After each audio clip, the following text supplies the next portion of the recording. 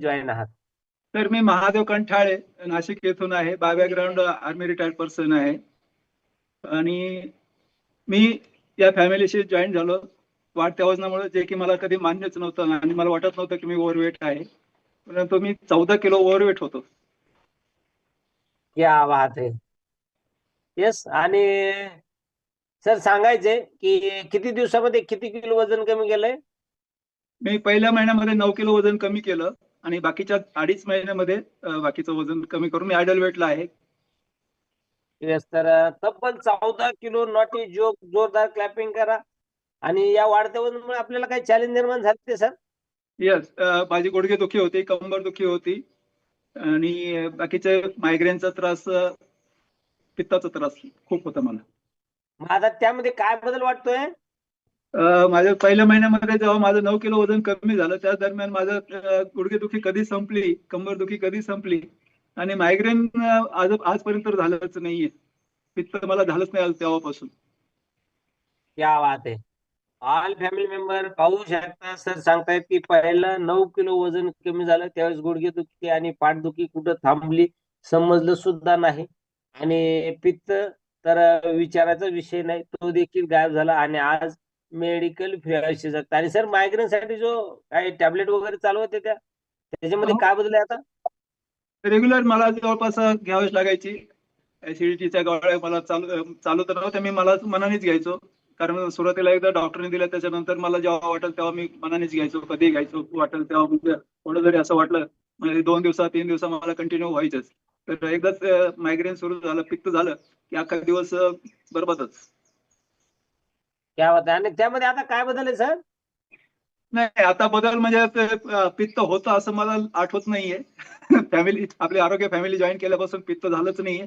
त्याच्यामुळे त्याचा बदल म्हणजे 100% जास्त आहे. क्या बात आहे.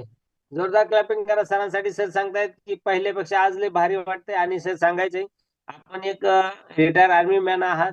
तर ज्यावेळेस एवढं सारं खूप सारं केलं घरासाठी, नोकरी केली, जीवावर बेतून सीमेवरती गेलात. परंतु जर एवढं जर कमवून जर शेवटी जर आपल्या पदरी जर आरोग्यच नसेल तर त्याचा भविष्यामध्ये काय परिणाम झाला असता? Right sir. ऍक्च्युली मी आर्मीला होतो तोपर्यंत डिसिप्लिन टोटल होतं, त्याच्यामुळे फिट अँड फाईन होतो. आणि रिटायर झाल्याच्या नंतर पूर्ण लाईफस्टाईल चेंज झाली. सगळ्या कामाचे सवय बदलल्या, खाणं पिणं बदललं. म्हणजे टोटल लाईफस्टाईल बदलल्यामुळे आपलं सर्व आरोग्यच बेकार होतं. आणि आरोग्य नसेल तर बाकी काय आहे आपल्याकडे? एक स्वतःसाठी फक्त आरोग्य आहे, बाकी तर आपण दुसऱ्यासाठी काही करतो, कितीही करतो. पण आरोग्य आपलं स्वतःच गमवतो. आपल्या स्वतःवर कधी कोणी लक्ष देत नाही. आणि स्वतःसाठी 1 तास हा कंपल्सरी दिलाच पाहिजे. 24 तासापैकी 1 तास आपल्यासाठी ठेवलाच पाहिजे ना. क्या बात आहे. खूप खूप बाकीच्या साठी वेळ नाहीये, उठायला टाइम होतो. मी 4 वाजता, आमच्या मॅडम सुद्धा मुलीला 6 वाजता 6:30 वाजता स्कूलला जावं लागतं. तर वर्कआउटला 5:30 वाजता यायचं असतं, त्यासाठी ते आधी उठतात. 4:15 वाजता उठून टिफिन तयार करून, मुलीला तयार करून, मुलीचं बॅग भरून त्या वर्कआउटला असतात. म्हणजे येस तर वेळ नाही हे सांगण्याचं काही कारणच नाही खरं तर. देर से आए लेकिन दुरुस्त आए.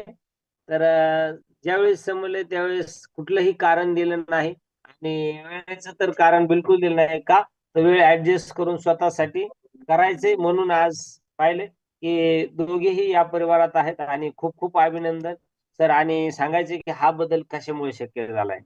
हा बदल 20% वर्कआउट आहे, 80% सकस संतुलित आहार आहे आणि 1000% कोचचं गायडन्स. कोचच्या गायडन्ससाठी आहार काही करू शकत नाही, आपण वर्कआउट काही करू शकत नाही, म्हणजे काहीच होऊ शकत नाही. हे अमृत आहे माझ्या फॅमिलीसाठी. कारण माझ्या मिसेस मध्ये एवढा फरक झालाय, जे की म्हणजे जीवनाचा प्रश्न होता. क्या तर बात आहे. आमूलाग्र असा बदल झालेला आहे. तर हे अमृत आहे, अमृत. आणि याला कुठल्याही प्रकारचं म्हणजे चॅलेंज नाहीये आणि साईड इफेक्टचा तर विषयच नाहीये, कारण जगातील नंबर 1 सकस संतुलित आहार.